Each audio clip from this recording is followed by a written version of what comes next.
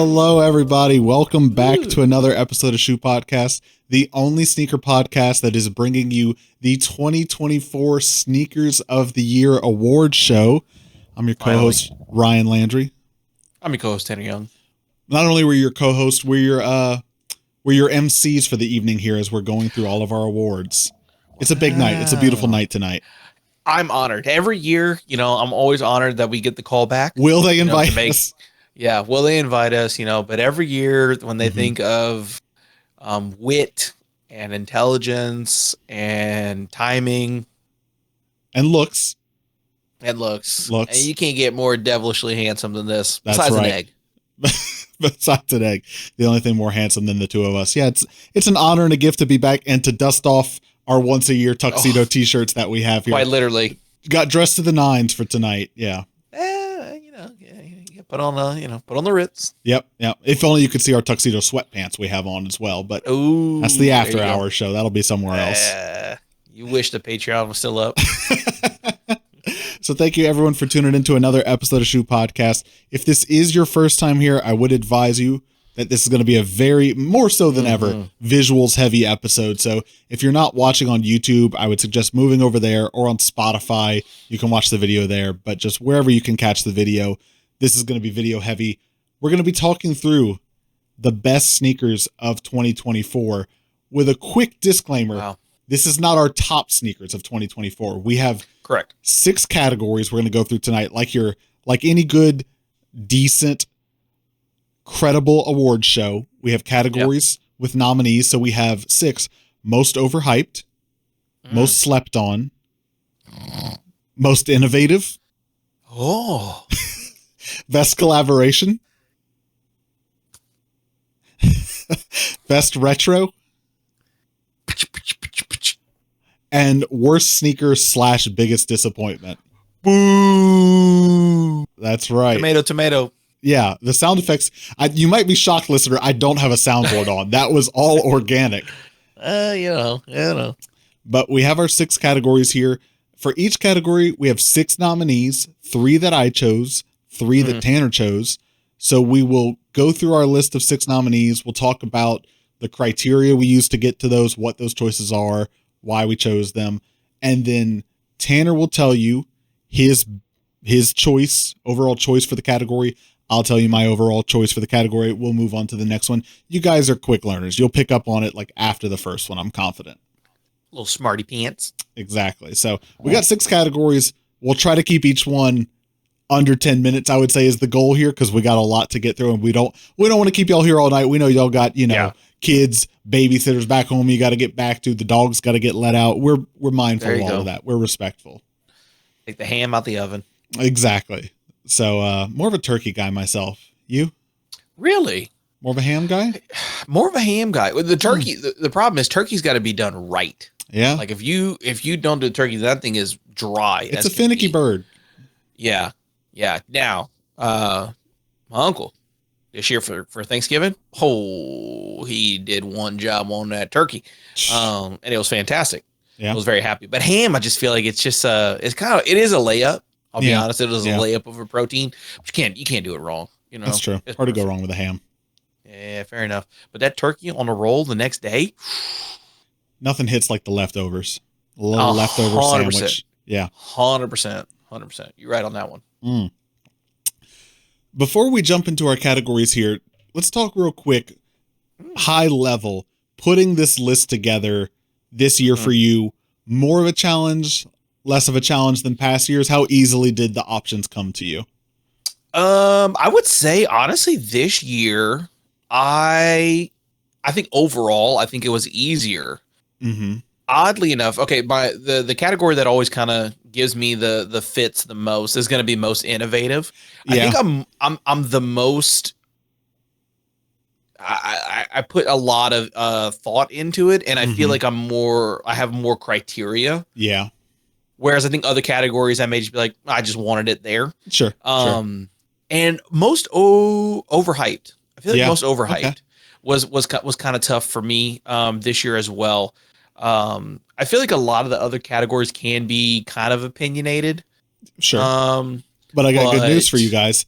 This is our opinions. That's what we are here to do. So we're not trying 100%. to do the definitive, objective, end all be all list of what it is. No. These are just our picks. To that note, we should let you all know we have seen each other's picks. We know what the nominees are. So there's not going to be a big shock, gas moments. I will give you all little breadcrumbs, a little teaser here. I've got several bones to pick with this man right here about some things he put on this list. I've got questions, dear listener, and we will get answers out of him. Yeah, I know there's at least one on here that I was like, this is gonna, boy, if my man's got some feathers, I'm ruffling them. I have questions about the criteria, because that's the thing. You and I don't align on what is the criteria for each category. We just come with our own. So I've got questions for you there. I will say for myself, this year felt a little bit tougher to pick stuff. And there was, I think overall this year, like the general level of good shoes was higher. I think there were less spikes this year of like layup banger. That's shoe of the year. That shoe of the year. So I think it kind of, there was a lot more to choose from, and there was some flex between, you know, maybe what went between most slept on, best collaboration. We don't, you know, we can use shoes in more than one category. There's no rule against that, but just, for me, it took a little bit more brain power this year, and I'm only working with, you know, 2 brain cells to begin with. So rubbing them together quite heartily to make that fire. Yeah. That's all you need. That's all you need. Shall we go ahead and jump into it? I'm ready. Dear listener, I will tell you one more time. There are 6 categories. At the beginning of each one, you are going to hear the same song, but we work hard to put the visuals together. You're going to be tired of it by the 3rd one, loving it by the 5th one, and missing it by the 6th one. When the 6th one rolls around, you're going to say, I wish I could hear it one more time. Start the episode over. Yeah. Boom. There you go. And you could do that. And you could. We would appreciate it, honestly. I will read as the intro video is going for this first category. I'll list out the nominees. Tanner, I would love if you took the next one. Think about that. The little announcer voice as it comes. All the names will be on the screen as well, so don't panic too much there. We'll give it our best broadcast voice. All right. I love it. Enough stalling. We ready? Yes. Here we go. Most overhyped. The Air Jordan 4 RM. The Air Jordan 3 Nina Chanel Abney.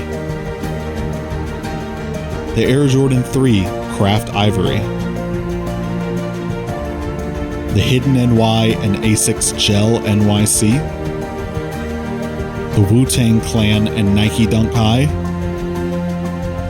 And lastly, the Air Jordan 4 Bread Reimagined. What a list. What a list we've got here. I will say this year, I would have to pull the numbers to get the data correct. Oh, look, we got our podium now. I forgot about that. So hey, there you go. So as we're talking, all the visuals will obviously be right over there to your side here. As I was saying, in my memory, more than any year past, this list is so much more Jordan heavy than we've had in past years. What is that? 4 of the 6 nominees are Jordans. All 3 of your nominees are Jordans. Yeah. It's talk about it. Well, I feel like when it comes to Nike and Jordan Brand, they do have the 3 main hits. It's either super underwhelming, kind of right in the middle, or everyone goes crazy. The 3 bears, if you will. There you go. I'm Goldilocks over here. And let me tell you what, all the porridges were too hot. All the beds were too firm. Before you get into your 3 picks, what was your mindset? What was your criteria for most overhyped? What makes something overhyped? So for me, this one was just that personal kind of opinion where I feel like it got a lot of hype, and I just would look at it and go, a lot of it was just, I don't get it. I don't understand it. There are 2 of the shoes that kind of have the same reasoning as to why I feel like they were overhyped. And unfortunately, it just comes down to it where I was like, it's just a personal opinion where I was just like, I just don't really rock with these. Yeah. That's kind of, that was really my what I was thinking of most overhyped was just, I just don't really rock with these, but I feel like people couldn't stop talking about them. Okay. Gotcha. was kind of where were you at when you were putting this list together? For me, it was a bit of that, but I did factor in what I have seen the resale prices doing. Because in my opinion, hype and resale go pretty hand in hand. If it's not reselling for much, I don't typically think of that as hyped to begin with. If it's going for crazy numbers, I think that typically means it's more hyped. So the three that I've got on my list here were some that either I saw the resale going up or I saw them get a fair amount of praise. I don't know if you caught any of it. Complex just dropped their sneaker of the year panel video earlier this week. And so I think I did see that. I think some of my picks were on there. So not that they're the definitive, but between them, what I've seen people talking about on Reddit, Twitter, these three shoes, the Hidden NY, Asics Gel NYC, the Wu-Tang, Nike Dunk High, and the Air Jordan 4 Bread Reimagined, I felt like got a little bit more noise and traction than I think they deserved. And I think the prices follow that as well. Yeah, I looked at resale. Resale was tough for me just because do I look at what the resale is now? Do I look at what the resale is then? Here's my first of several bones to pick with you here. I figured this category would be the one. I don't believe the Jordan 3 Craft Ivory is an overhyped shoe. So here's the thing. I saw that so much on Reddit, on my Instagram Explore page. I saw, and even when I was kind of looking into like getting, I guess, other people's kind of thoughts on like their like sneaker of the year, you know, because that's also something I'll take into consideration is, you know, like I may have seen this, but are a lot of people talking about it. And I came across a lot of people who were doing their sneaker of the year, and they were constantly like clamoring over the Jordan 3s. I think you're very right to think it's not a sneaker of the year by any stretch. I thought a lot of the commentary I saw online about it was just people saying what a solid staple sleeper that it was. Because I'm pretty sure that shoe has not resold for even retail since it's released. That's very true. If that's not in your factor, that's not in your factor. Yeah, I did less of the resale value, and I guess just more of the I guess just the conversation and how it, yeah. And and again, I'll look at it and I go, it's again, I don't think of the ones that I put on there, it's not a bad shoe. Like I think it's a Jordan 3, which is a great silhouette. I just look at it and I go, it's a white and gray shoe. Yeah. I think there's better Jordan 3s that are mainly white that you could get. Fair. And I guess that is why I was like, now I could see people being like, hey, this came out, but I think this one looks a little bit better. I think, you know, when it comes to like a Jordan 3. So that's kind of what got it in there was like, it was less of a springboard to other recommendations and more of like you should really get this. And I'm like, really? Just an all white Jordan 3? We'll put the pin in the conversation on that one for now, because spoiler alert, we might be talking about it again before too long here. Okay. Do you want to talk about your other nominee that's not your choice, and then we'll segue into your choice here? Sure. Yeah. So I also had coming in the Air Jordan 4 RM. I don't think this one was kind of like, I feel like my controversial put in there because I think a lot of people would be like, I don't feel like a lot of people were hype on this shoe. And like hyping up again, this was one of the things where I was like, there was enough people talking about it in the sense of like, yeah, okay, it's not terrible. And instead of just being like, hey man, just buy a 4. Like we don't need this.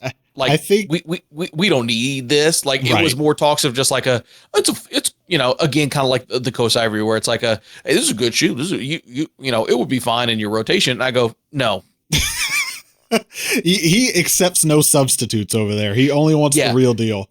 I'll be honest, my most overhyped is basically just me like a paw griping. That is essentially my category for most overhyped, is just being like, is it me that's out of touch? No, it's the youth. I'm literally just being like, nobody's saying it's bad, and that's making me angry. Everyone's just kind of like, it's fine. And I'm like, no, we should not. Either don't talk about it or say it's a bad.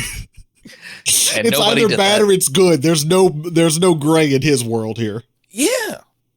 Especially I'm definitely not having no dang cramped ivory in there. All right. Talk about your choice here. My choice was the Nina Chanel Jordan 3 right here. Again, kind of the same thing as like the craft ivory. The thing I like most about this shoe is the laces, which probably not super great. It's a green shoe. I've been pretty against green shoes. I'm not a big fan of a notoriously a anti-green shoe stance over here. Sure. I'm not super big into just kind of like it's the same color, just like a different shade. Like I feel like there's not enough to really go into it. I just feel like it's got there's Nina Chanel and people went really loco coco on this one. It cooled down very quickly. Like I think agreed. It was flash in the pan for sure. Yeah, this year that's a really good way to put it. This year, I think, and every year more and more increasingly has become the big moments are becoming more and more flash in the pan to where like a month or two later, you're really not even thinking about them that much. And this one, for better or worse, if you wanted to get this shoe and wanted to wear it, that's good for you. The hype around it, I think, died down pretty quickly. But this was one of the ones, to your point, that before it came out, or even right around when it came out, people were talking if this is sneaker of the year. This was a contender around the time it was coming out that people were saying sneaker of the year. I won't get too much into your comments because we got to spend another 50 minutes together and I want us to stay friends through it here. So I hear you. You. Okay. Yeah. This was the one where I was like, he is not going to enjoy. He's trying to get under my skin. Don't let him Don't let him fool you. He's trying to see if he could ruffle some feathers over here. And we start with this category. Yeah. This is a tough one. There's no good category. There's no good category to start with. Yeah. To be fair, I will also say I did because the list, obviously we both have. Ryan had his in there. I did try to put in things that weren't kind of a double up. Yeah. There are, I think, especially with your list for this category, I agree with a lot with your list. So I definitely wanted to try and have some variety with this. Appreciate it. Which could have led to some maybe stretches. But I will say with my choice, like my choice for most overhyped, I would stick with that one. Okay. All right. Well, speaking of my nominees, then let's go ahead and get into them. So the Hidden NY Asics Gel NYC, right? Mm-hmm. Call me a hater to begin with, but I don't buy into the Hidden NY hype. Like I get that it's your mood board for Instagram and like some of y'all miss Tumblr and like you were born in the 2000s, but you really wish you'd been born in the 90s. Like I see who Hidden NY is for, and that is not me. So when they take the Asics and they just pixelate green the logo and slap the hidden H on the heel there, doesn't do much for me. I get it. It kind of feels like normcore. Like that's their audience, is that like, I think so. I love how simple and staple this is. And it's kind of, if you know, like if you're in on this thing, sure, that's fine. And that's whatever. But like, let's not talk about it like it's sneaker of the year. Okay. You really went for people's throats on that one. If you make it to the end of the episode, thank you so much for sticking around. Yeah. You have thick skin and we appreciate you. For sure. I mean, we do start like this, so. To be fair, it doesn't really irk me that much, but I have to have some justification for it being on this list, 100%. Okay. Okay. I respect there was plenty of stuff that it's most overhyped, right? There was plenty of stuff this year that I didn't think was great, but I didn't think people were blowing out of proportion. This one I kind of thought was. Okay. To that note, one of my other nominees, the Air Jordan 4 Bread Reimagined. Now, I will go on the record as saying, before this shoe came out, I know I was for sure, I can't remember if you were or not, pretty anti this shoe of like, hey, we don't need to play with the material that much. The leather change does not look that good. This is not a good take on it. And I stand by, I don't think this added anything to like the black cement reimagined, the bread reimagined, whatever you want to call it. I don't think it added anything to the original. I don't think, to your point, it's a good substitute for the original. If you want black cement Jordan 4s, just go get them. I will, however, say once I saw them in person, it is one of the ones that looks better in person, and I kind of get it. Like, I think it's fine now. I think it's fine. It's not, I don't find it as offensive as like when they do patent leather bread Jordan 1s. Like that to me, I'm just like, ugh. The leather twist worked out better than expected on this one. But the fact that people are putting it in top 3 sneaker of the year for me is like, crazy. Okay, yeah, that's where I'm like, okay, there's a line to be drawn here somewhere. Fair. And I mean, like, I love the bread 4s, but I don't even think if someone was like, where would you rank the bread 4s in Jordan? Like, I don't even think of the bread 4s making people's top 10. Yeah. In regards to like Jordans. Yeah. You know? It's up there, but yeah, it's not the top 5 for sure. Yeah. Listener, I'm going to let you in on a little secret here. That's my choice for most overhyped, and I went out of order here. I missed the Wu-Tang Dunks. So real quick, let's backpedal on the Wu-Tang Dunks. I thought I was being I thought I was staying on program, and like you did such a good job, and I botched it immediately. First category. Whatever. Wu-Tang Nike Dunk Highs. Yeah, shout out Politics. We borrowed some of the pictures on here, but that's because they look so good. Hey, start doing a bad job. Take worse pictures. Yeah. Hey. Wu-Tang Nike Dunk Highs.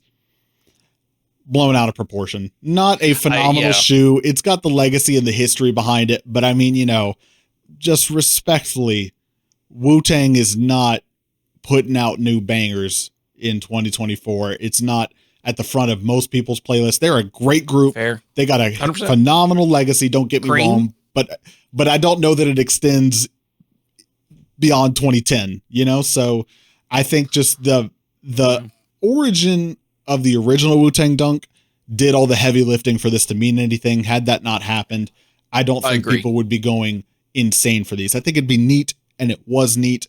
But again, the fact that it's making people's top 10 list, overhyped, my opinion. No, that I agree.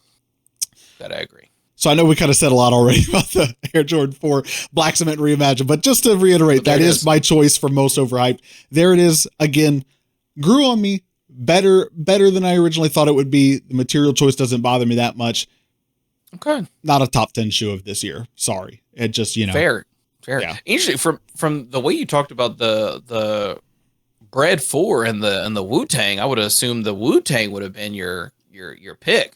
I think this is getting more hype than the Wu-Tang. This is getting like a longevity hype, maybe. I think I don't know. I think maybe just in general, specifically in the bubble of this year, this is going higher on people's top 10 list than the Wu-Tang Dunk. Complex specifically, I'll call them out. They put this. I think this is their number 2 sneaker of the year. For me, that is kind of crazy. I get it in the sense that like if you're trying to talk about the shoes that best represent this year, this was the biggest, if not one of the biggest sneakers this year in terms of like. People were excited for it and people were really buying it. And you see a lot of people wearing it. Like big sneaker moment this year. Don't get me wrong. I just think not a great take and not my favorite thing that came out this year. Overhyped. Okay. That's just where I stand. But moving into the opposite of that, most slept on. Okay. You want to take a turn at reading the category and the nominees here? I got this. Here we go. Most slept on 2024. New Balance 550 Vintage Pack. Futura Nike SB Dunk Low. The Nike Air Zoom Vomero 5 Back 9. Nike SB's Big Money Savings Dunk Low. The Air Jordan 3 Craft Ivory. A Ma Maniére Air Jordan 3 While You Were Sleeping. Quick round of applause. That was captivating. Timing is tough. Timing is a little tough, especially because the way we do it, I'm running the presentation on my computer. So by the time you see it, it's a little after it's come up. So I was like, he's a little late, but no, you were right on time because that's when you're seeing it on your end. So it's all going to work out. But the audio listener who already can't see the words has no idea. You nailed all the beats. They're going to see it. The people watching the video, you could read it the whole time, right? Yeah. We're just doing a service here. Okay. Come on now. Most slept on, what does that mean to you? Yeah. So going through this one, most slept on was something that I really liked that I just felt like if I was seeing a lot, it was almost in like a echo chamber. That, or I was like, I really like this, but for some reason I feel like it's not getting blown up. Okay. To the extent of maybe something that was in our most overhyped category, or it was getting some talk, but I just felt like it should have gotten more. Okay. All right. I hear you. What do you think when you think most slept on? For me, my list was very hand in hand in pretty opposite criteria of most overhyped. This was stuff that I did not see making most people or most big publications top 10, top 5 Seeker of the Year list, and also factoring in the resale being very low, if not below retail on these. To me, that means people are sleeping on them. You can go grab them for below retail. There's something to be had there. I think that's good. I think that's a good criteria. So walk us through your two nominees and then your choice. I don't know why I'm saying it to you. You did it perfectly the first time. I'm the one who messed it up, but just a reminder. First nominee I'm going to go through is the Nike Dunk Low and Futura. Not this. What did they have? The bleached aqua. That one this one there. Right here. Yep. I just think I think it's a good looking colorway. I love the blending of the colors. Tough with an icy sole, but gosh darn it, am I a sucker for it? I think that one's probably the most that probably did get a lot of traction and a lot of hype behind it. Here we are. I felt like it needed more. Second bone to pick. That is on people's top 10 list. I think that shoe is reselling for 3 times retail. I feel like that shoe is not slept on. I just think that like it's your perspective. I think it deserves more. I agree. It's definitely making people's top 10s, but I just think it needs more. The only way I understood it when I read it, and I heard your voice in my head going, "It just deserves more." Like that was the only way I saw you put it down, and I was like, why does he think that was slept on? And then I thought maybe he's trying to mess with me. And then I thought, no, I know in his head he's going, yeah, it was good, but people weren't talking about it even as much as it deserved to be. 100%, especially when it comes to like you said, people are doing sneaker of the year and they got the bread reimagines above it. Okay. You got Wu-Tangs above it. You know what I mean? I see point being made here now. That's where I'm like, don't get me wrong. I'm like, yes, it's not a slept on shoe in the sense of it doesn't have, it's got a low value, or it's not on, it got no traction. It was a GR or whatever it may be. It's one of those things where I feel like it is being disrespected. Okay. Put some respect on the Futura Dunk Low. Thank you. Yes. All right. The next nominee that I have is the New Balance 550, the vintage pack, specifically the red colorway. I think the 550 is a pretty solid silhouette. I probably would say it's not super big on people's list. It's got a little bit more of that like retro futurism, like workforce type. But man, look, I just am a sucker for a vintage look on a shoe. I don't like, they were just like, what if we took some acetone and rubbed the paint off the shoe? And I'm like, sold. Sure. Go for it. Could you wear them for me? I think it looks fantastic. All right. And I think, like I said, the 550 is definitely not a big silhouette for sure. But I look at it and I'm just like, I just feel like a dad in the 90s really rocked these bad boys. You know what I mean? You look like you play basketball at the Y and you call it the Y. Yeah. The Y? 100%. You show up to the court wearing the shoes that you walked in the parking lot with. That's very much the vibe. Yeah, that's very much the vibe. Okay. Yeah. I see the vision. Yeah.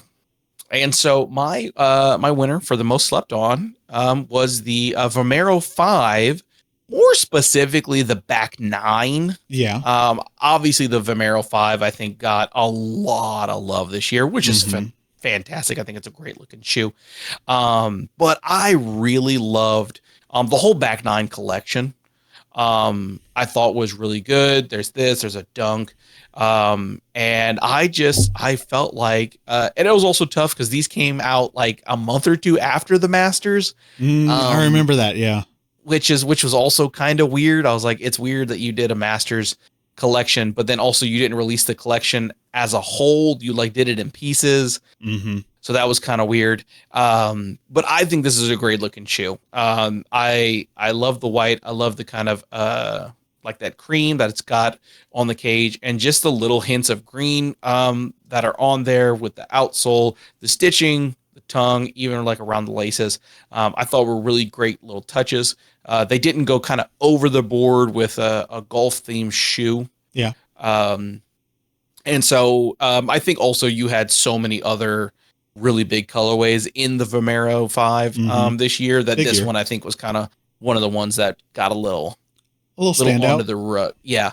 I talked real heavily about the Back Nine collection in one of our episodes. And this was another what I was going through, and I was just like, I feel like I'm the only one who was talking about the Back Nine collection. I'll give you that credit. And this was just one of those where I was like, I need to shout it out again. Okay. So yeah, more specifically the colorway rather than the silhouette, because Vomero, like I said, big year for Vomero 5s, which is kind of why this one got a little snooze button. Okay, I get it. I see what you're going for here. I respect your list. Thank you.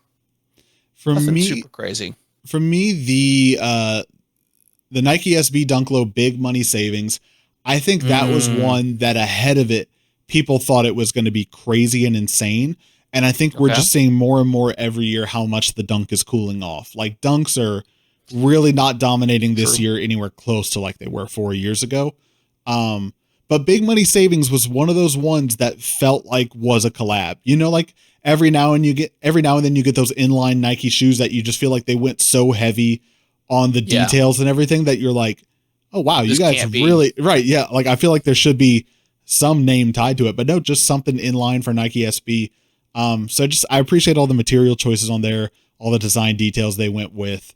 Again, my list was based somewhat around resale prices, and I think those are going for at or below retail. So good for you if you want to grab a pair. Welcome back to the list, the Air Jordan 3 Craft Ivory. I take the opposite stance. Not overhyped. It is slept on. Not an incredible shoe, but a very solid shoe, especially for a good-looking Jordan 3 that you can get below retail. We're in a crazy year for Jordans, whereas like if we could talk to ourselves in 2016 and show them what's sitting on the wall at Foot Locker on sale right now, we would not believe ourselves. So part of me wants to hold on to like, don't follow the hype that like Jordans are dead and slow right now. If you like them, go ahead and get them. And this is one of those ones to grab while you can. To that note, that kind of follows the same logic here for my choice. Most slept on 2024, the Ama Manier Air Jordan 3 while you were sleeping. Wow. You might say slept on, you might say fall from grace, but I think it's tough. You can't not compare these to the first Jordan 3 that they did, the white ones, right? Which the demand for those at the time and still to this day through the roof. So for this one to be so polar opposite, for mainly changing the white to black and putting the purple on the tongue and unlike, a handful of other details here. It just kind of seems like I think people are, the white one maybe got so much credit because it was Ama Manier's first Jordan collab. It's a really good one. Don't get me wrong, but it's not that wildly different from this one to be so far apart in price. And that's why I think this one, people just have a little bit of Ama Manier fatigue. They have a little bit of Jordan fatigue right now, especially because these came out as a pack of, how many shoes was it? 6 that Ama Manier has been doing with Jordan, Nike, and Converse at the same time. For all the details on this one, for how crazy the box looked, Ama Manier always goes premium with the materials. I think people are sleeping on it. Not that no one's giving it credit. I just feel like I'm not seeing this one in many people's top 10 list, and that feels a little wild to me. It is in the sense of like with Ama Manier because of, I guess, what they have done previous to this. Yeah. And it is always tough, whenever you do those collabs. I feel like it is one of those things where it's like your first one, you came out swinging and it was just a grand slam. Yeah. So even if you make a home run, you're like, okay, but this is what we got on your first at bat, and it was so great. And I think that's the thing, is that if you could go back even 2 years and ask Jordan Brand, hey, we need to bring some life, some excitement to the line. We need to do a collaborator. Who's the softball? Like, who's the softball that we give them a silhouette, they're going to knock it out, it's going to go crazy? Aman Munir is probably in the top 3 names that get mentioned there. So it's just kind of weird to see one that did not take off to meteoric ascent. Not that that's a bad thing. Again, if you love the shoe and you want to grab it, this is such a good time to be in. Agreed. Yeah, I agree. It is very interesting. I feel like it's also tough with the Air Jordan 3 having the black cement. They are kind of similar. That's why I didn't grab them. Knowing that the black cement 3s, not only if you already have a black cement 3, but knowing that that's also coming out in the same year, is tough, because the black cement 3 has more of a legacy, obviously, than an Aman Air currently. And I think that also may have played into this, is like, well, if I'm getting a predominantly black Air Jordan 3, I'm just going to get the black cement 3. Not a bad call there. So yeah, I will go ahead. I'll keep us moving here because time's getting a little bit tight. I don't want to keep us here all night. We can go a little bit over. If we go over, we go over. You're hanging out with friends, but I'll try to be respectful of everyone's schedule. Next up, most innovative. I'll go ahead. I'll read these. Boom. Most innovative. The New Balance Niobium Concept 3 Olive. The Artifact Dunk Genesis. The Crow and Zellerfeld Mars Mellow. The Nike Air Max 1000. The Salehi Bembury and Crocs Pollux Juniper. And the Reebok and NASA BB 4K2. What a list. What a list of... Remember 100%. Some of these shoes, and what are these shoes, right? What are these shoes? Yeah. Quite a mix here. Yeah, but that's what's innovative. You're not wrong. Yeah. You are not wrong. This was, it's usually my most difficult category for sure. But I think I had the most fun putting this category together. Okay. I don't know. Most of the time it is so tough because I am going up against Ryan. And his hidden talent is keeping innovative shoes like locked in his head. Like he has that. So it is always very tough. I'll let you in on a secret. I just, as the year goes by, anything that catches my eye as a shoe, I just put it in the Google Doc so that at the end of the year, I'm not trying to remember 12 months of what happened here. Fair. Not to take away. I'll take any shine you want to give me here. Hey, there you go. I don't want people thinking I've got that computer brain. Yeah, so I had a lot of fun with this one. So my first nominee was the New Balance Niobium. We were debating before the episode started. How do you pronounce that? Niobium. I think niobium sounds right. Niobium does not sound right. Niobium, I think, sounds right. But you got to say it very nasally. Yeah, niobium. Because let me tell you what, there's something about when I think New Balance shoes, I very much think like an outdoorsy shoe. I don't know why I have that connection, but I just feel like that is New Balance to a T. And I believe they are partnered with a Tokyo company. Yeah. That's what I was trying to figure out for this one. With this shoe. And I just really, really love it. It is to a T, a very utilitarian. It's almost like a boot. I don't think they consider it a boot. But you have a great outer shell it's waterproof and also breathable, which is really, really nice. Especially if you are going to use it like it's intended, which is for like snow, light snow travel. That way you're not trapping in all of the moisture that's inside the shoe and kind of getting your feet all gross, but also obviously not letting the moisture from the snow melting on top of the shoe. So I really love that it has a great technology for the outerwear to have that breathability, but also maintain its waterproof statement. And then they use a lot of very premium materials on the inside of the shoe to keep obviously a very toasty fit, but also extremely, from what I've seen, very, very comfortable shoe.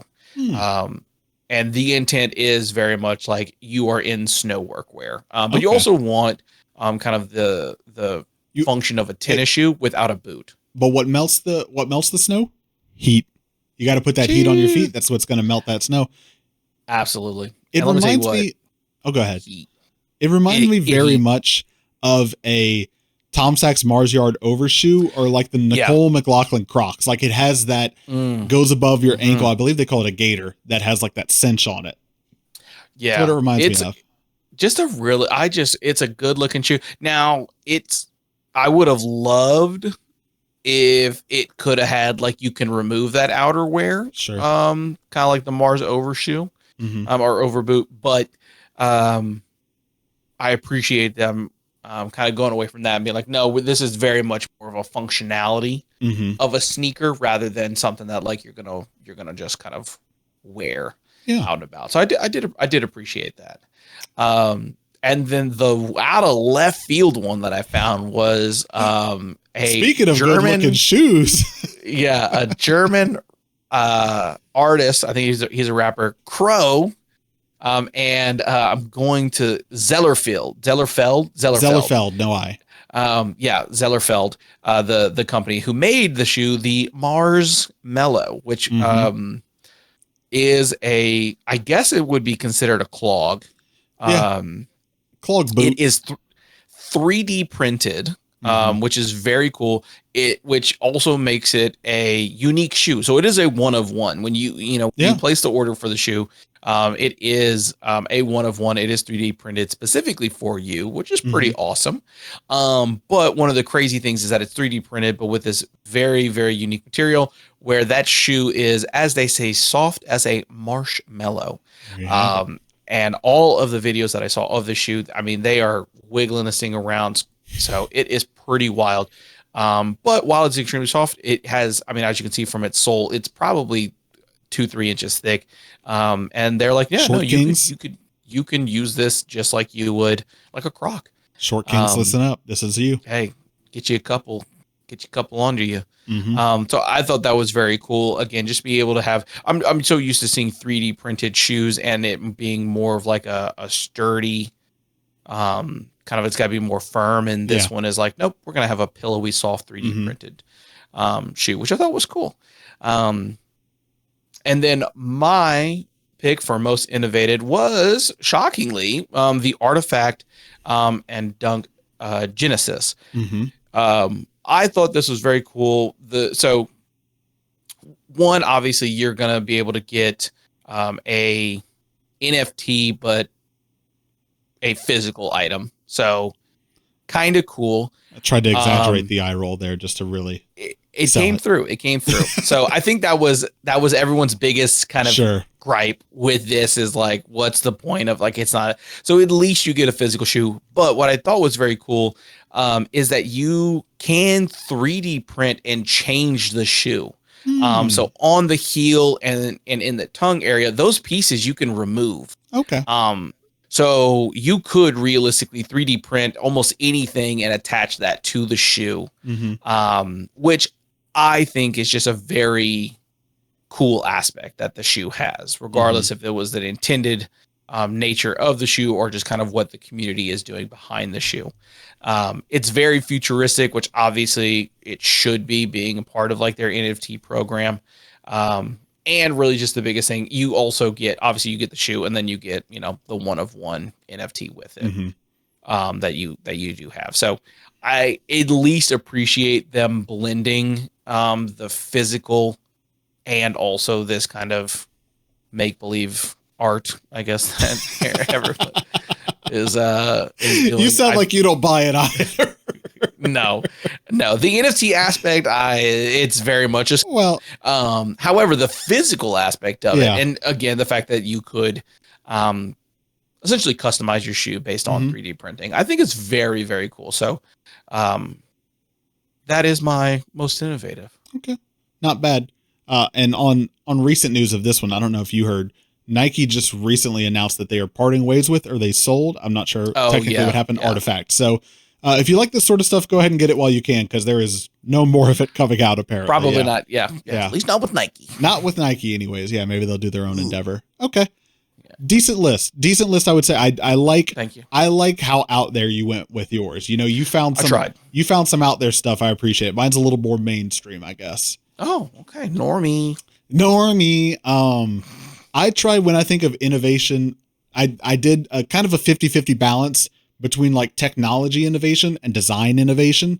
And so I kind of tried to view it through that lens. So the Nike Air Max 1000, good tie into yours, I don't know if you know this, are designed and printed by Zellerfeld. So oh, okay. I didn't know that. Designed and printed by Zellerfeld. They don't have their name and branding all over it because, Nike, but done by Zellerfeld with the Nike airbag inserted into the sole there. They just released these at ComplexCon. Still no word yet if that was like a one-time thing or if these are going to become a little bit more staple and mainstream. They can't become that big because I don't think 3D printing shoes is at that scale yet. Yeah. So I'm curious to see how much more of these come out. People had mixed reviews on the comfort and sizing and fit of them. But granted, that was at ComplexCon. So if you can take the time to scan your foot, get them ordered, have them printed to your foot, could be better. So cool technology to see coming just more and more forward. Nothing 3D printing shoes, not necessarily groundbreaking to this year, but just the strides that are being made, and to see Nike officially throw their hat in the ring on this one. Very cool. Makes the list.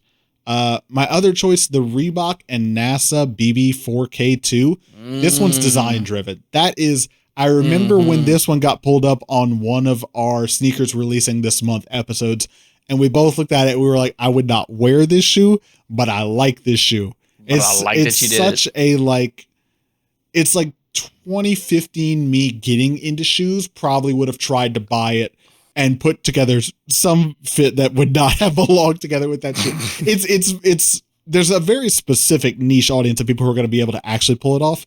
But it looks so cool. It just looks like a moon boot. The fact that like Reebok's actually doing that, just like, I appreciate them kind of pushing the envelope in that regard.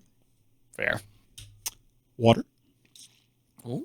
Which brings us to taking the big sip, because he's going to go long on this one. Takes me to my pick for most innovative, and that is the Salehi Bembury and Crocs Colex Juniper.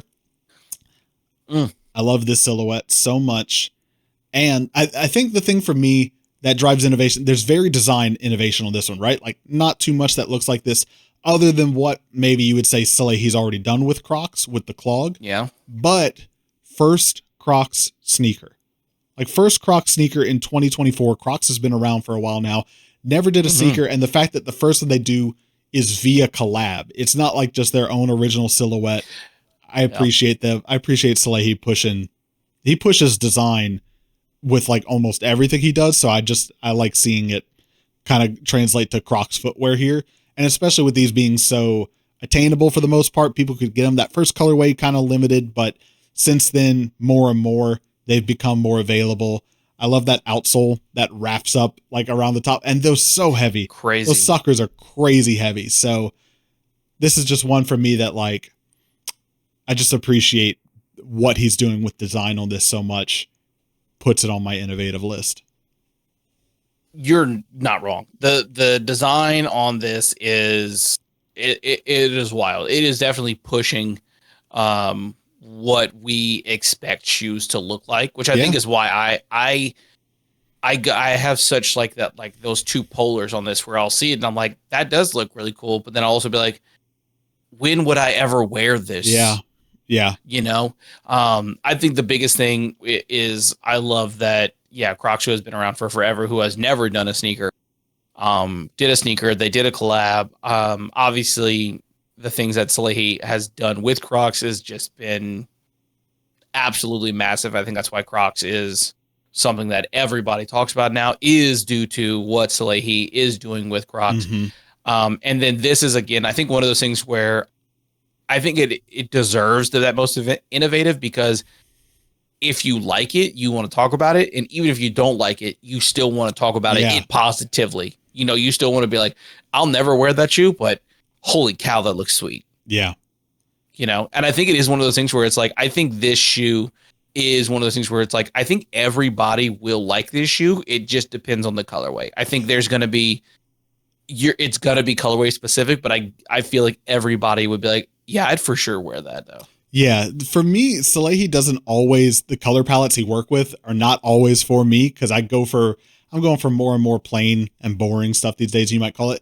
But that's why I appreciate the tahini, the white and gum colorway of this one so much. That's the one that I have, because the colorway is so simple. You can let the design just be like the heavy lifting of what stands out about that shoe.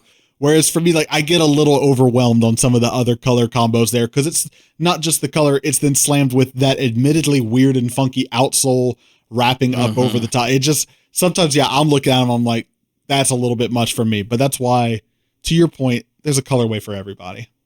Agreed. Something for everyone here. Yeah. All right. Next up, another big hitter here. This is notoriously my go long category, everyone.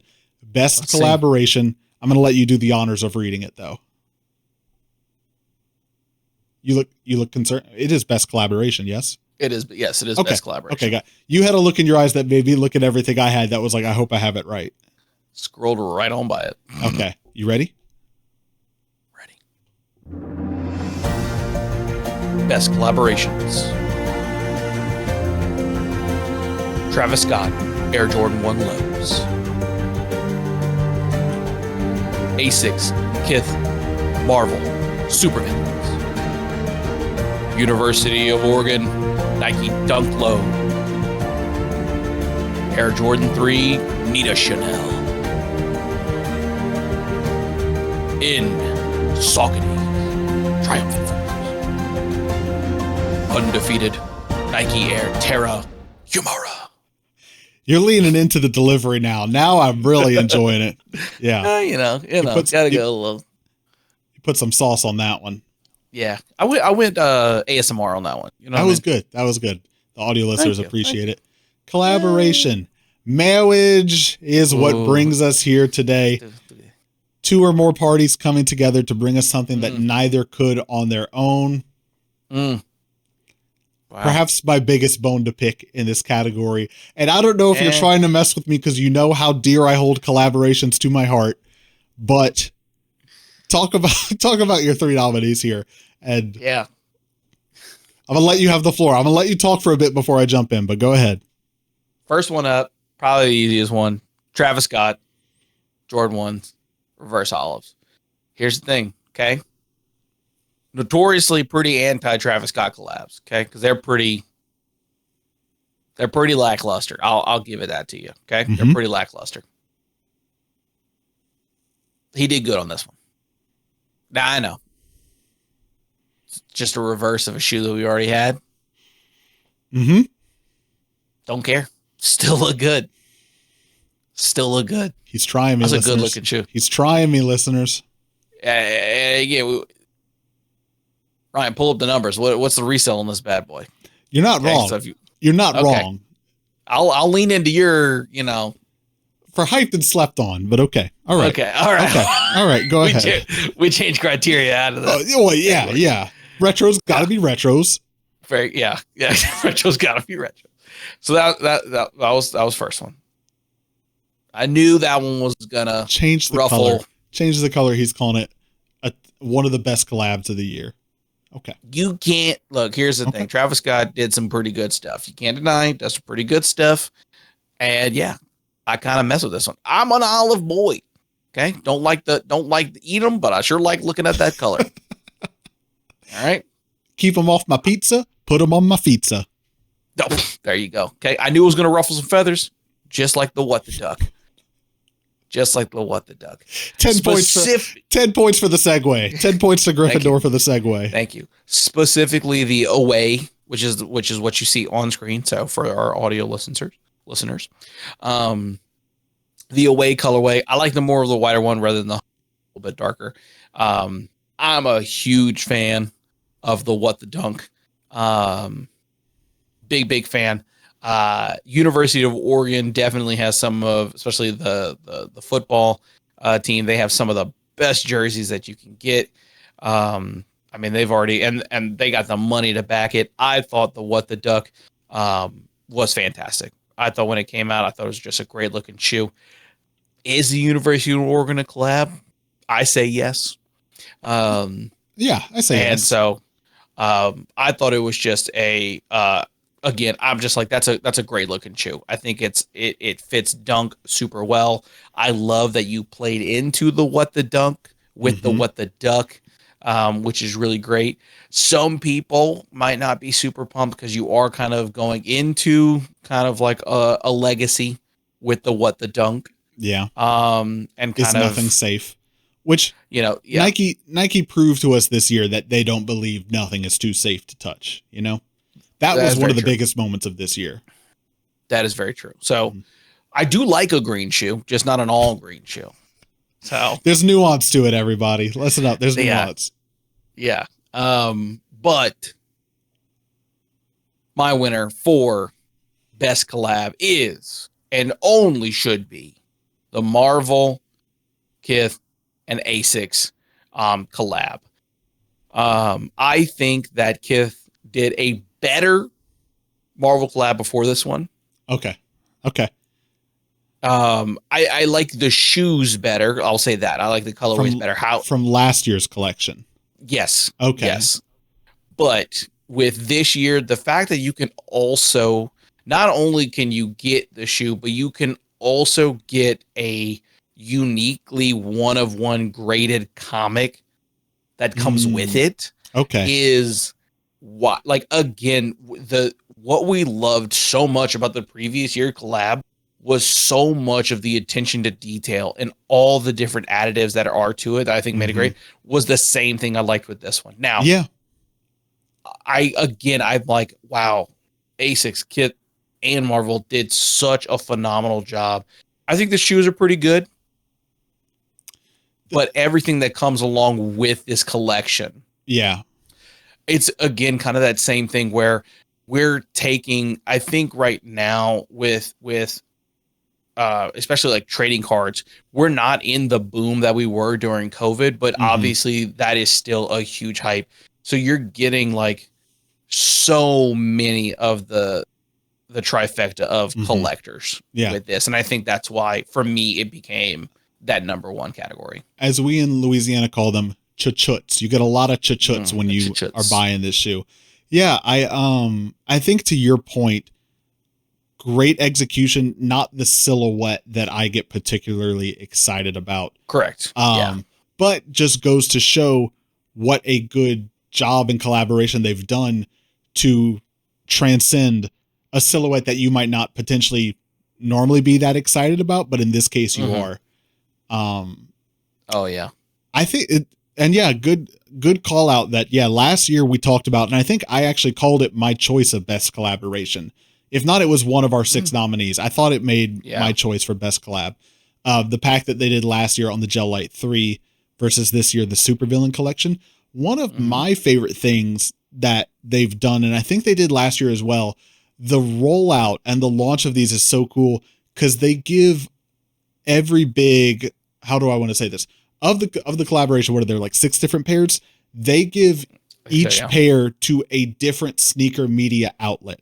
So on the day that the embargo's lifted and everyone gets to start pushing their content, you see Sneaker News do an unboxing for one pair, but Complex does an unboxing for another pair, and Nice Kicks does. Like, they drive a lot of excitement where like leaks would normally be like spiking the hype and cooling it down so rampantly that by the time the shoe comes out, you'd be over it. But the way that they roll this out, that every company gets a different pair, you're kind of like scrolling your feed. You're like excitedly looking like, oh, what pair did like, Kicks on Fire get? What pair did Complex get? And you're watching them all. So yeah, I think very cool, very good. Obviously, very similar to last year in terms of like nailing the assignment there. For me, I think it's tough because I don't want to discredit it because they did such a good job, but the fact that it's a similar idea to what they did last year, Fair. But it's tough because it's like they nailed the assignment both times. Like, to come back and do just as good of a job is still like a testament to how good you did, I agree. I think at some point it's gonna be interesting to see, like, let's say that when this continues, is this going to be like a staple, like what we think of when we think of like a Halloween shoe, like Nike Dunk has to do a Halloween shoe. Yeah. Or is it going to become where it's like a beat a dead horse where I'm like, okay, right. We're kind of done with this. I don't know just yet. But I can see where you would say, yes, this is fantastic. And you did everything great, but you have already done it. So we'll see how time will tell with this. But again, I think a 2 for 2 slam dunk is, in my eyes, great. Like I said, I just love how intense the collector is for this one. Yeah, for sure. On my end, my 2 nominees that didn't make it, the End and Saucony Triumph 4 Nessie. This one for me could have also gone in the most slept on category. I think you can still get them from End's website right now. They did not sell out. Wow. But just one of those shoes that like looks like they chose really good materials on it. The Loch Ness Monster, like who doesn't love the Loch Ness Monster? Absolutely. Everyone knows the story there, obviously. So like just a really good execute, like a solid shoe. That one's for me. That's why it almost ended up in most slept on, like super solid shoe, very wearable, great details there. So I think just like a good job. And again, Saucony challenger brand right now, underdog brand, Triumph 4, not like their leading silhouette even in what they've got. So to do such a good job on that one, that's one that I've looked at a couple of times and be like, I should probably just pick these up. And I bet I will before too long. Okay. My other one, the undefeated Nike Air Terra Humara Cargo Khaki. A quick shout out to any of our listeners who were here in January of this year and somehow still made it this far of the year, did not get tired of me talking about this shoe so much that you stopped listening to us. It's such a good shoe. It's just such a good looking shoe. You're not wrong. I won't keep talking your ear off about it because I did for the entire month of January this year, but I grabbed my pair when we took our vacation this year. We did Yellowstone and Grand Teton National Parks and did all the hiking. That's my pair that I brought. Drove those things into the ground. They say play dirty on the side of them. I said, understood. Request received. I'm gonna drive them into. So they're pretty dusted right now. I need to clean them up. But such a good looking shoe. I can't get over how good that shoe is. But that leaves us with one, and there can only be one. Best collaboration 2024. You know it, you love it. The Air Jordan 3 Nina Chanel Abney. I admittedly not a big green shoe wearer. Predominantly green shoe, not going to be for me. I do not own a pair of these. And you can now get them, I think, for close to retail, if not slightly more than which is very nice because at the time they were going for more than retail. But I think for me, to take a Jordan 3 and do something this wildly different on it and still have it, in my opinion, come out so good and be pretty universally well received to make so many people's lists is like the Jordan 3, we've said a lot on the show, is a hard silhouette to do something different enough from the black cement or the white cement to stand out, but not so different that you feel like it just does not work on a Jordan 3. And this one for me, she threaded the needle. She got it on this one. And I am admittedly such a sucker. The rope laces are good, but the chenille stitch Nike Air logo on the heel is the thing for me that sets these off. The white and orange checkered insole does nothing for me. I am not putting the orange laces on these. Like I'm not trying to do the bright contrasty color. Like, see the outsole, not my favorite either. The orange and the bright yellow neon. But in general, the fact that she took it such a different direction on the Jordan 3 and it still just works. I'm like, that's a great job done. My opinion. He thinks they're overhyped. I think they're well hyped. I don't think they hit Complex's top 10 list. Again, I don't mean to sound like that's the end all be all, but it is kind of, the one that most people reference, you know? Yeah. It's going to be the most seen top 10, I would say. So yeah, not a bad barometer. The fact that it didn't hit their list and the fact that the resale is close to retail tells me that people are not hoarding these, driving up the price. People are not trying to get them faster than they can get their heads on. I think it's sitting well in the market right now. So I think it's appropriate level of appreciation for it. Okay. I will say before we move on, this year for me, more than any year in the past, hardest to pick a best collaboration. There was not one that particularly, like the undefeated Nike Air Terra Humara. I love that shoe a lot, but I also don't feel like they told this beautiful story on it. You know, the Marvel Asics Kith collection probably did the best, like, storytelling on there and, you know, execution of details. Mm-hmm. But we also had a hard year this year. No Louisiana collabs. Come on. Give our boys a shot. Let them do another shoe. This was a tough year for us. They're afraid. They're afraid. They're afraid. They don't want to know what could be. No. So, anyways, we're at an hour now. No one's shocked. Ourselves surprised. It is the end of the year. Two more categories. We're having fun with it. Sit back, relax. If you made it this far, you're going to enjoy where we're going. Get you a hot cup of cocoa. Look at your Christmas tree. Settle in. What do we got? Best retro. This one's me, I think. Yeah, you did the last one? Yeah, this one's on you. All right, here we go. Best retro. The Air Jordan 4 Fear.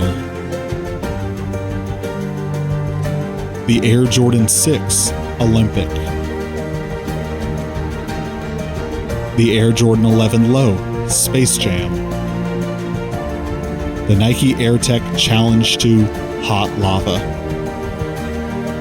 The Nike Air Max Thunder Canyon Gold. The Nike Air Max 180 Ultramarine. One thing off the top, I don't want to hear y'all coming for us for, it's the Air Thunder Max, it's the Air Max Thunder SUNDER.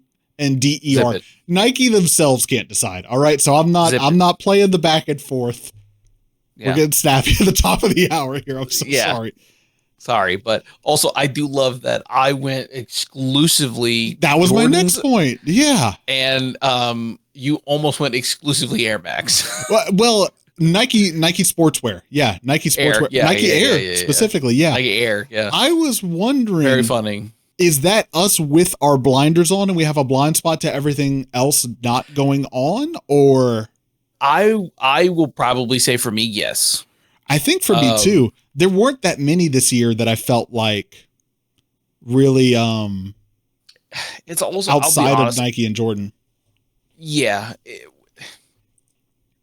It's tough because, yes, unfortunately, Nike and Jordan brand have such a long legacy of bangers that Adidas, Asics, New Balance, just not yet. Personally, you know, Adidas might have done some crazy retros with the Samba this year that I'm just not aware of because I'm not on the Samba that much, and I know plenty of people are, but just this is our list. This is our list at the end of the day. Before you get into your nominees, two call outs I want to make. Air Jordan 17 Lightning, not on our list, but that was a big one this year. That was a big one, yeah. And Air Jordan 3 Black Cement, for me, not on my nominees, because I think originally when I was putting my list together, I was thinking that was more of a reimagined thing, but it's not technically a reimagined thing. It is supposed to be more true to the original retro. So that for me is kind of the elephant print in the room, pun intended, to call out here of like, that one's missing, maybe should have been on my list of nominees, but we're at where we're at now. I thought about, I did think about the Black Cement 3 for sure. But when I was looking at my list, I had my nominee of the Jordan 4, the Fear. Yeah. We had talked about it. I think whenever we had talked about it, I had mentioned that it kind of seemed like a don't meet your heroes kind of shoe for me. Yeah. I really, really love this one coming up when I was getting into like sneakers and things like that. And then when I had the chance to get it, I just didn't feel this like pull for it. Like I think at one point I did. And I was like, I just think the speckled like midsole of it was, I think like, I don't think I would really want that. Doesn't hold up in 2024, maybe the way it once did. I think so. Yeah. You could say the Jordan 6 Olympic kind of recency bias. Yeah. Did an episode, on Olympic shoes, tag it. So, quick plug. there's that. Don't get me wrong, still a good looking shoe. Mm-hmm. Good looking shoe. But my nominee for this one had to be the Space Jams. I mean, just nostalgia. Mm-hmm. Again, I've said it a ton. The Jordan 11 low is one of those shoes that I love so much, but will never wear because I just think I'll look goofy in it. This is your love that for you shoe. 100%. Love that. I see someone wearing an 11 and I'm like, I'm jealous that you look good in that. Yeah. Because I feel like I'm going to look super goofy. And so that's why the Space Jam had to nostalgia. When this shoe came out, it was a banger. The movie, first one, Sorry LeBron, is a banger. Cheadle, you gotta check. Okay, you said it, not me. Amanda and I were actually talking today. I don't know how it came up unrelated. And she said, remember when you had that 2-month shtick when you wouldn't let go of the bit of why is Don Cheadle named Algae Rhythm? And I told her, I said, I don't know why that got so under my skin, but it did. She's like, I don't know either, but it really bothered me. Yeah, Algae Rhythm, Don Cheadle. I didn't like it either. But. Okay, good choice, though. Good choice on Air Jordan 11 Low Space Jam. Can't be mad at it. Really, almost anything on this list. Yeah. I agree. This image never changed. There's supposed to be more images here, but it's just this one. A good image. Hey, everyone, let's hope the rest of this doesn't fall off. We're an hour into this. The rest has to go according to plan. Okay. My choices for best retro, and I didn't set out to do just Nike Air, Nike sportswear picks, but I guess when I think about retros, I get false nostalgia because I wasn't there for the original, but I like to dream of an era of 80s, 90s runners footwear, or not all runners, but you know what I mean? Yeah. Nike Air Tech Challenge 2 Hot Lava, just such a wild and cool looking shoe. This is kind of my Jordan 11 of not something I would ever wear, but I could see someone putting that on, pulling it off and being like, you got that on. My man got that on. Kind of similarly with the Air Max 180 Ultramarine, just a lot of white on a shoe for me, but the Air Max 180 in general, I like that silhouette. I don't have a pair yet. I'd hope to eventually find the colorway that does it for me, but it's a good looking one, but it does leave just one for best retro, and that is the Nike Air Max Sunder in Canyon Gold. Shout out Politics once again. We borrowed the pictures here. Thank you, boys. Such a good shoe. Just crazy to bring the Sunders back after so long. And for me, this was my first time ever having a pair of them. I loved how rugged they are. I did an unboxing video on them. If you want to check it out, it will not be on the screen right now because I won't remember to do that. But you could find it on our YouTube. You could. I'm going to just be honest. I'm not going to remember to do it by the time this comes out. But the video is there. A lot of things I loved about this shoe was how rugged it looks, how kind of sporty it looks, but also kind of futuristic for how old it was at the time. They were really doing some things with this one. Plenty of things I did not like about this one, specifically that pull ring. I don't like that it's plastic and it's stuck in the up position. I wish you could just do something else with it. So, but I think all very true to the original, I should say my best retro list was not done on a criteria of how close did they get to the original? Because I didn't go that far down the rabbit hole on research there. But from what I understand, these very true to the original. I think Sunders had a big moment this year, especially the Kids of Immigrants collab that just came out at ComplexCon. People cannot stop talking about those. I'm curious to see if the Sunder love continues into 2025, though. It'll be interesting to see if it's flash in the pan or if it's here to stick around for a little while. But love the moment that these had. Unfortunately, did not end up keeping my pair. It just wasn't something I was wearing that much, I'm sorry to say it, but the more I look at these pictures, the more I'm like, maybe I should get another pair of these. But I got to know myself. Yeah, you're right. I think great pick for retro. Thank you. One category left, the most contentious, but perhaps also the most highly anticipated. There we go. Worst sneaker and biggest disappointment. You're going to read these out for us as we go. Everyone, I hope I've anticipated correctly. You've now come to kind of you don't like it, but that song is a guilty pleasure. That song is a guilty pleasure. Yeah. One last time, this one's for you. Tanner, take it away. Worst or biggest disappointment? The Puma MB4 Phoenix. New Balance 1906 Loafer. Air Jordan 11 Red Velvet. Nigel Sylvester Jordan 4 Rim. Travis Scott Jordan 1 Low Canary. Jordan 3 Black Cement Reimagined. There it was one last time. Wow. So worst sneaker / or biggest disappointment. Yeah. It's not necessarily one. It could be the other. They're not all bad shoes. Some of them are just disappointing, which is anyone with a dad will tell you is so much worse than just being a bad shoe. I wish you were just mad at me. I don't want you to be disappointed. Please just be mad at me. Yeah. So biggest disappointment meant to be this is not necessarily a bad shoe, but subtly backhanded I'd rather you just tell me it's a bad shoe. Yeah. Yeah. Starting off, my bad shoe is the Puma, that MB. And that's some recency bias because we just talked about this shoe. But as soon as we finished talking about the shoe, I was like, that shoe is disgusting. It's getting on there. You were driving the point home. That's not it could also be a biggest disappointment, but first and foremost, that is a bad shoe. That is a bad shoe. Yeah. Unfortunately, I feel like a lot of lows are bad shoes. Yeah. We talked about it in our December calendar. Yeah.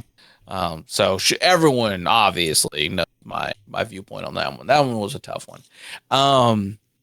I want to say my next one is gonna be, I think, a disappointment, and that's gonna be the Jordan 11s, the Red Velvets. Talk to me about that one because this one kind of surprised me. The more that I thought about it, the more that I look at it, I love the 11s. I just, and it's velvet. Yeah. And it's better. I'll be honest, it's better. I guess I'm happy that you're doing something, and I'm happy that you're doing something different. I just don't think that one it should have been velvety. Okay. And I guess that's why I'm disappointed. It's kind of like my viewpoint is kind of like the shattered backboards. I'm happy you did something, but I'm just disappointed in the way that you did it. Okay. In regards to the shattered backboard 3.0s you're talking about? Yeah. Material choice. Okay. Got you. Yes. Yeah. And from what I feel like the velvet 11s were very appreciated. People really liked them. In my opinion, I would wear those over a patent leather Jordan 11, but that's just because I'm not a patent leather shoe guy. I know that's the original, but yeah, I'm not a patent leather shoe guy as well. But I think when I think Jordan 11s, I think patent leather shoes. Maybe part of why I like the velvet more is because, to your point, I think that for me brings it closer to something I would wear. The Jordan 11 already far out design wise from what I would wear. Yeah, patent leather on top of it pushes it even further away. Velvet brings it just a little bit closer into the realm of what I would wear. 100%. I think from a distance, I'm like, oh, I kind of like from that. A distance, if you squint, it's a little muted. I'm like, okay. Yeah. But what had to be on the top of my list was the New Balance 1906L loafer. I don't know who this is for. This is a New York dude shoe. This is a New York dude shoe. You tell me everything about yourself if you're choosing to wear this. Like if I go to a party and I see the person, I already know you talk way too positively about Elon Musk, and I'm not really here for it. You think it's kind of a crypto bro shoe? I think the people wearing this are now avid McDonald's goers. Okay. And if you know, you know. Okay. All right. Okay. Oh, all right. Yeah. I mean, all right. You ain't catching anyone in a BK or a Wendy's wearing these. That's all I'm saying. That's what I'm saying. You wouldn't last an hour in the Arby's they raised me in. Yeah. Yeah. This one's bad and disappointing. Yeah. This one makes me sad that it exists. Now, anyone inside of a nursing home with this one, homie, get Fire. your stepping in. Get Yeah. your stepping in, dog. These, you know how roller coasters at the amusement park have a height requirement? These should have an age minimum. You got to be at least this age. You should have to show like a social security card to be able to buy these. Yeah, anyone under 50. Anyone under 50. 50 is still generous. Yeah, 50. Yeah, anyone under 50 in these. I'm just like, you're trying too hard. Yeah. And that girl in Fletcher gave you the wrong number. Lafayette, no one's safe. The crosshairs are over you. Yeah. Yeah. Okay. Like I said, so my choice was, like I said, it hit both categories. It hit both bad and disappointing. If we were giving ourselves awards of all the categories of all the nominees, best understood the assignment is you on that choice right there. Oh, that was one where when I saw you put it down, I was like, he nailed that better than any category anyone's ever nailed. But I saw this one, I was like, yeah, that is the one. That's like there's not a conversation. That is the one. Yeah. Thank you. All right, fair point. My list a little more contentious, a little more controversial here. Kind of put some of the bigger ones from this year, and I'll break them down for you. The Travis Scott Air Jordan 1 Low Canary. I'm putting that one in bad sneaker camp. I don't know if you want to call it biggest disappointment. I will say credit where credit is due. From the complex sneaker of the year. I'm sorry we keep saying it so much, but they're the bar. They are kind of the bar. From the video they did earlier this week of the panel they did at ComplexCon, I think Matt Welty made a good point about these where he liked them because this is the first time since maybe I would say the first Jordan 4, the blue one, where you saw Travis Scott actually tell a story about something in his life on a shoe. Yeah. You had the Oilers, you had every shade of brown and green known to man.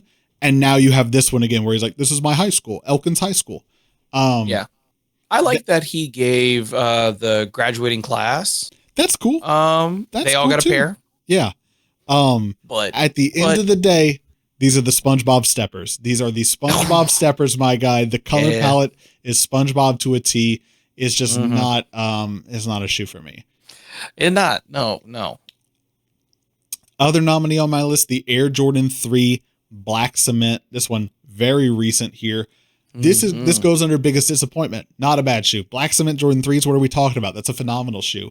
But biggest disappointment only from the lens of I feel like I am seeing a lot of people online with quality control issues on their pairs. Whether the left shoe and the right shoe, the black leather has different textures to it. The elephant print is not that dark. And the 2018 pairs of Black Cement Jordan 3s, the contrast on the elephant print is pretty exaggerated. So anything compared to those is going to look kind of light. But these, I'm seeing some people with pairs look especially light. So that goes biggest disappointment. Shame on you, Nike and Jordan Brand. Do some better quality control there. Okay, so less of the shoe and more of just biggest disappointment. Just the final rollout of it. Yeah, the materials and the quality control. I just felt like for what should have been, you're retroing the Black Cement 3, which already exciting moment. You're doing it closest as you can to the very first one in terms of like shape and materials and cut and everything like that. Fantastic. For my football boys out there, to fumble on the 1 yard line in terms of the materials and the quality control. Yeah. Come on. You were right there. That's what makes it so disappointing. Fair. I like it. That's good. I like it. Hit him with it. Take a deep breath for this one. Don't come for me with the pitchforks until you hear me out. I don't know. My biggest disappointment of the year is the Nigel Sylvester Jordan 4 RM. Let's start with the fact that they can't choose if these are called the grandma's driveway or the fence green. And maybe that's just Nike. Me missing the cues here, but I feel like I've seen either name used. I don't have beef with this shoe, nor do I think this is a bad shoe. My two gripes I have are that give Nigel Sylvester a Jordan 4. Just give him a Jordan 4. Come on. Don't give him a Jordan 4 RM. And it's cool if you want to give him the Jordan 4 RM because it is your new biking shoe and he's the obvious we talk about softball. He's the softball for who you want to do the He's right collab there. with and promote it. And if you are going to do that, I cannot stress enough. I'm grabbing the microphone with both hands here. Nike and Jordan Brand, right down the lens here. Do not release the same colorway, but with a white and cream sole like 2 months later. Let him have his time to shine. Let him have some room to breathe. Yeah. This colorway goes so good. If we're talking about, you know how Pantone does a color of the year? Nike color of the year, this, I think they call this bicoastal green. This, the Nina Chanel Abneys, and even on the back nine Vomeros that you chose, this deep green is their green of the year. Anyways, I kind of like the gray colorway of the Nigel Sylvester Jordan 4 RM more. That's just though, because it's closer to something I would wear. So again, my biggest disappointment, my gripe here, not Nigel Sylvester doing this collab. I think it's phenomenal that they're launching product with him. I think I get so upset where I'm like, and then they smothered this by just dropping 6 GRs of it at the same time, one of which being so close to this version, like literally just a different outsole. What are we doing? So that's my disappointment, is that I know Nigel Sylvester can move product for Nike and Jordan like just as well as anyone else. And to see them mess that up by trying to get greedy and launch a new silhouette with like 7 different colorways at the same time, which just took away, I felt, from the importance of this one, just disappointed me. Yeah, that kind of seemed like Nike's trend this year, though, was just a lot of overproduction, give you everything at once, you know? Yeah, you know, and I can appreciate that to an extent of, hey, we got a new model, and we really make sure that since it's new and maybe Nike knows everything's kind of like real just kind of like flash in the pan right now, that they want to try and just push out as much as they can so that if you do like it, you can get a pair. But I think when you have something like this with a collab, I don't think it works. So I agree with you in that sense. I just don't think it works. And to your point, that is the strategy, right? What's the point in doing the limited collab if not to sell more product behind it of the GR colorways that are more accessible and people can get?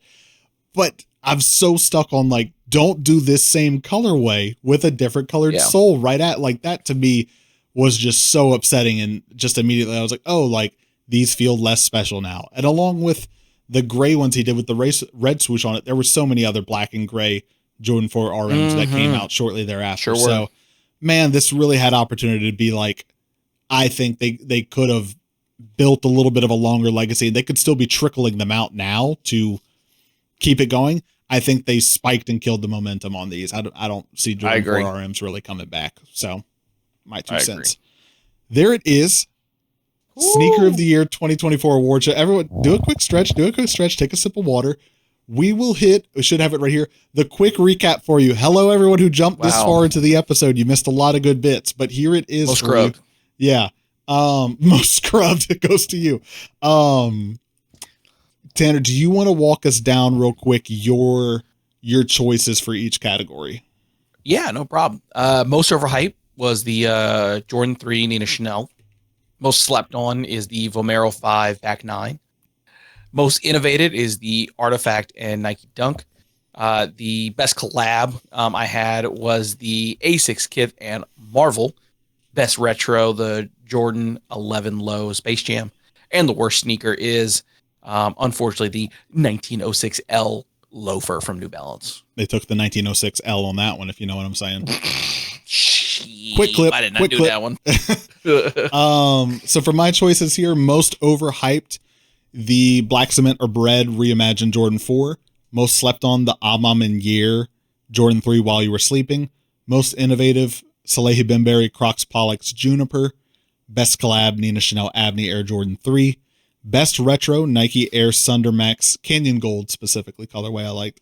And worst sneaker, really for me, biggest disappointment, Nigel Sylvester Jordan 4 RM. I'll go ahead, call out the fence green here.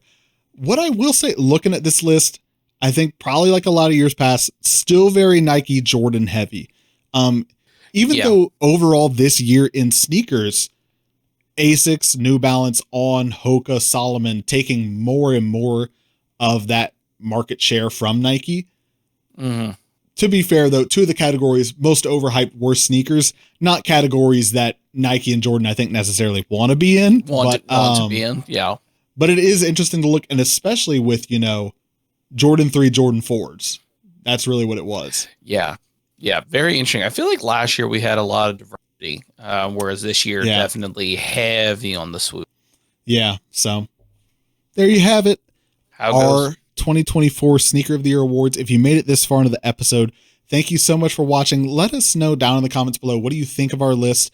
What did we get right? What did we get wrong? What would you change? We want to read them all from you. You can find us online at shoepodcast.com.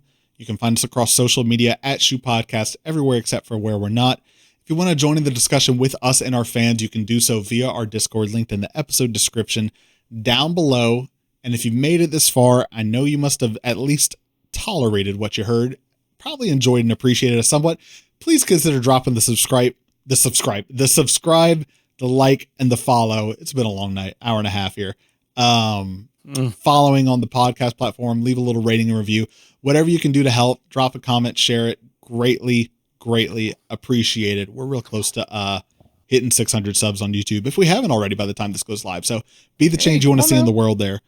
And the last thing I will say, which I should have said earlier in the episode, these are our categories. This is our award show for for Sneaker of the Year 2024. Next week, we will be back to give you each of our top 3 Sneaker of the Year 2024. No category restrictions, just flat out across the board. Here are the best 3 shoes that came out this year. Your picks, my picks. We will be back once again. Love it. I know it's been long. Do you have anything you want to send the people out on? I'm going to keep on waiting for the next episode. That's right. It'll be in the next episode.